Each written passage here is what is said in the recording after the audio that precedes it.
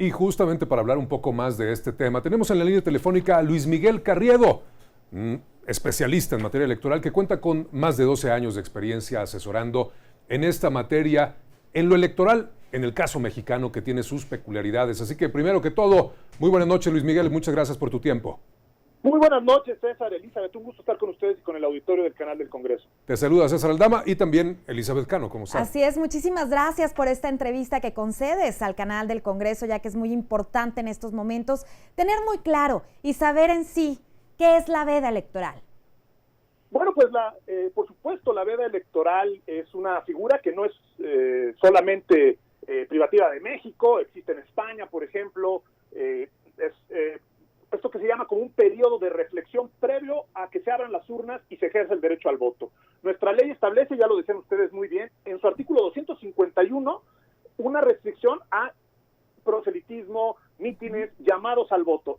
Está prohibido a partir de mañana, son 3 días previos a la jornada y el día de la jornada. Es decir, el jueves 3 ya es veda, el viernes 4, el sábado 5 y el domingo 6, que es cuando se abren las urnas, hasta el cierre de casillas. Esta prohibición a hacer propaganda, llamados al voto a favor o en contra de partidos o candidatos, ya no hay spots de partidos y de candidatos, hay spots solo de autoridades electorales, llamando al voto, explicando cuáles son los derechos para denunciar alguna irregularidad, las impugnaciones. Son spots exclusivamente para informar cómo votar y derechos relacionados con la elección de autoridades electorales. Y bueno, también está prohibido, y lo dicen ustedes bien, tanto en ese artículo 251 de la Ley General de Instituciones y Procedimientos Electorales, como en el 213 de la misma ley, la difusión de encuestas. Esta tiene una racionalidad, que es efectivamente generar esto que conocemos como un periodo de reflexión, e incluso México tiene pues un tiempo más breve frente a países como España, en donde son 5 días previos a la jornada, que ya no se pueden difundir encuestas. La idea un poco es evitar, hay un debate sobre esto, pero es evitar que haya se incida en el ánimo de los votantes, como ya ganamos, mira, es seguro, o ya perdimos, ya ni vayan. Es dejar a los votantes que reflexionen, esa es la lógica, y esas son las reglas. Ahora, Luis Miguel, muchas gracias por esta primera explicación y este detalle. Interesante saber lo que pasa en otros países como España, pero hablemos un poquito más del propósito, porque suena pues de pronto idealista, ¿no? Pensar que es nada más para la reflexión. Está bien, hay que tenerlo en consideración de esa manera, pero ¿tú crees que en México, de acuerdo a tu experiencia, se cumple este propósito? Es decir, ¿la gente sí cambia el sentido de su voto en estos días, o tú crees que ya está decidido con base en todo lo anterior? No, yo creo que está ya perfilado, según eso nos dicen las propias encuestas, que a partir de hoy ya no van a poder seguir circulando, y hay una discusión, pues esto de que los votantes ya afianzan o afirman el voto, pero persigue la veda, evitar los actos de campaña y demás, pues también generar condiciones de equidad, que no estén, por ejemplo, en las casillas, alguien llega a votar y alguien esté ahí un partido con una matraca diciendo por mi vota, no se te vaya a olvidar, es decir, generen condiciones de equidad. Ya tuvieron su espacio para hacer propaganda, tuvieron condiciones para promoverse, dejen ahora que llegue el votante no solamente a reflexionar, sino a ejercer su voto sin injerencias fuera. Hay un debate en esto que tú dices, sí es verdad, no necesariamente va a cambiar el voto porque en redes sociales aparezca ahí una encuesta mañana o pasado.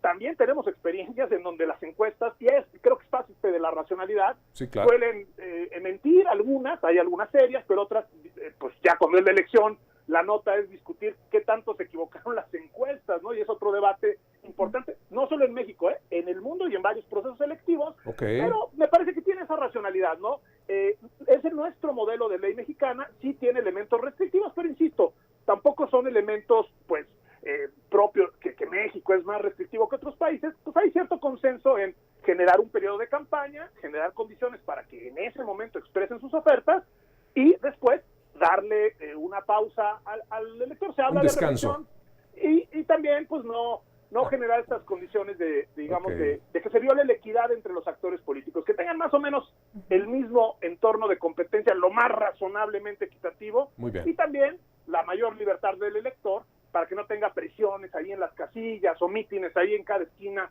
el mero día de la jornada y los días previos. Esa es su racionalidad. Yo no creo que vaya a cambiar dramáticamente el sentido de la votación, pero bueno, está persiguiendo ese objetivo.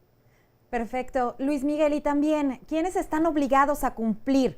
¿Solo los partidos políticos o los medios de comunicación también? ¿Y cuáles serían estas sanciones por incumplir la veda electoral? Hay un abanico distinto de sanciones dependiendo de los actores. Por ejemplo, el tema de las encuestas es una restricción general. Nadie puede difundir las encuestas y el día de la jornada es muy importante también. La ley dice que una vez que cierran las casillas, sí, pero respetando los usos horarios del país. No podemos difundir en medios de comunicación encuestas cuando las casillas cierran en la Ciudad de México, pero siguen abiertas en otras entidades o viceversa. Por eso generalmente es después de las 8 de la noche y no a las 6 de la tarde cuando cierran las casillas según el uso horario. Ahora, la restricción es general en este caso, pero debo decir que no está prohibido hacer periodismo, no está prohibido hacer preguntas, no está prohibido ni siquiera que los medios, haciendo periodismo, hablen de política. Lo que está prohibido es llamar al voto en favor o en contra de un actor y hacer actos proselitistas.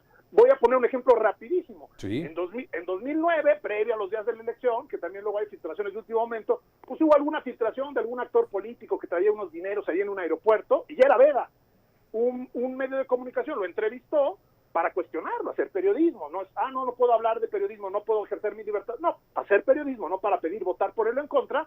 Y el actor político, durante la entrevista, se le ocurrió decir, y ahora el domingo volteen a ver a nuestra opción. Bueno, se llevó una sanción el actor político, no el medio, no el periodista. ¿Qué quiero decir con esto?